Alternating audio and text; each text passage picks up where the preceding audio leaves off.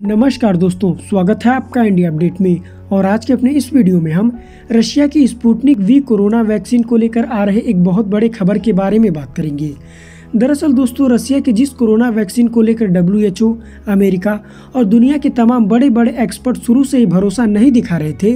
अब उसी वैक्सीन को लेकर एक रिपोर्ट में पूरी तरह से उसे सुरक्षित और असरदार बताया गया है। और अभी जब मैं ये वीडियो रिकॉर्ड कर रहा हूँ, उस बीच ये खबर निकल के सामने आ रही है कि भारत भी इस वैक्सीन को लेकर रशिया से बातचीत कर रहा है।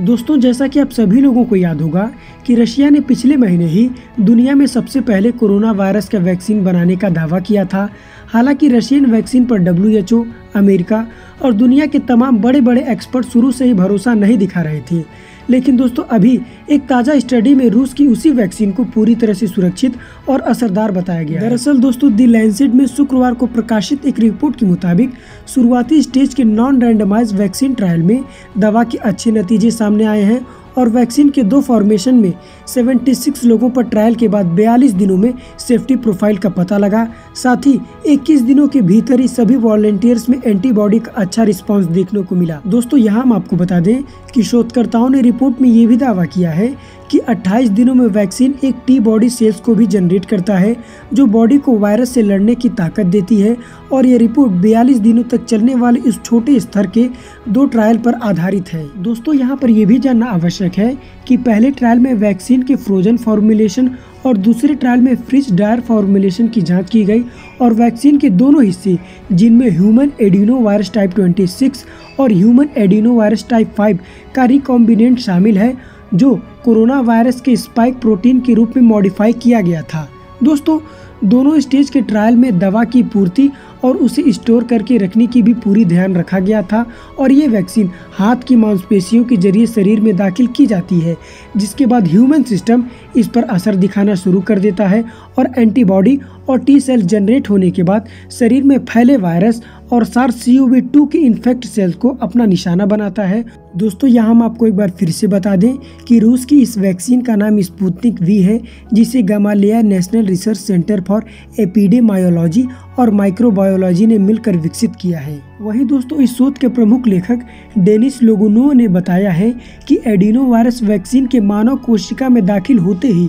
SARS-CoV-2 का spike protein genetic code deliver करना शुरू कर देता है, जो कि कोशिकाओं की स्पाइक प्रोटीन प्रोड्यूस करने का कारण है। दोस्तों, डेनिस का कहना है कि वैक्सीन इम्यून को वायरस और खतरे की पहचान कर उसे टारगेट करने में मदद करता है और ये ट्रायल रशिया के ही 2 अस्पतालों में हुए हैं। दोस्तों, यहाँ पर खास बात ये है कि इन दोनों ही नॉन रैंडमाइज्ड ट्रायल में वॉलंटियर्स को पहले से ही पता था कि उन्हें वैक्सीन दी जा रही है और इस ट्रायल में 18 से 60 साल तक की उम्र के हेल्दी लोगों को शामिल किया गया था। और वैक्सीन देने के बाद इन सभी वॉलंटियर्स को पहले 28 दिनों तक अस्पताल में ही रखा गया था और वैक्सीन दिए जाने के बाद वॉलंटियर्स ने इंजेक्शन वाले हिस्से में दर्द, हाइपरथीमिया, सिर दर्द, कमजोरी, ऊर्जा की कमी, मांसपेशियों और जोड़ों में दर्द महसूस किया था, जिस पर शोधकर्ताओं का कहना था कि ये लक्षण आमतौर पर सभी वैक्सीन में देखने को मिलते हैं, खासतौर पर जो रिकॉम्बिनेंट वायरल वेक्टर पर आधारित हों।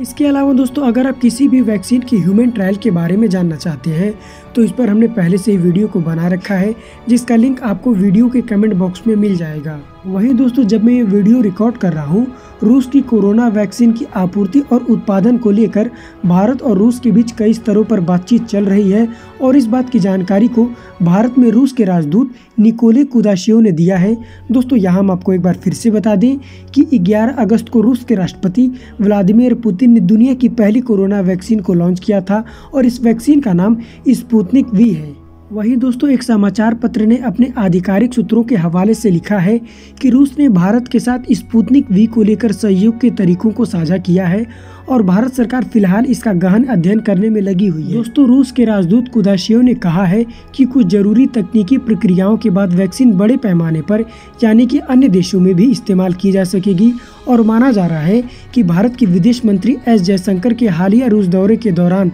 दोनों देशों के बीच कोरोना के टीकों को लेकर कई बार की चर्चा होगी और इससे पहले भी SCO की बैठक के लिए मॉस्को पहुंचे रक्षा मंत्री राजनाथ सिंह ने वैक्सीन बनाने के लिए रूस को बधाई भी दी थी। दोस्तों यहाँ हम आपको बता दें कि अभी हाल ही में जब हमारे देश के रक्षा मंत्री श्री राजनाथ सिंह रूस के दौरे पर गए थे, तब रूस के डायरेक्ट इन्वेस्टमेंट फंड के सीईओ किरिल दिमित्री ने भी वैक्सीन उत्पादन के लिए भारत के साथ सहयोग को अहम बताया था और उन्होंने कहा था कि दुनिया भर की करीब 60% वैक्सीन भारत में बनाई जा रही है और हम भारत सरकार संबंधित मंत्रालयों और उत्पादकों से स्थानीय उत्पादन पर बात कर रहे हैं।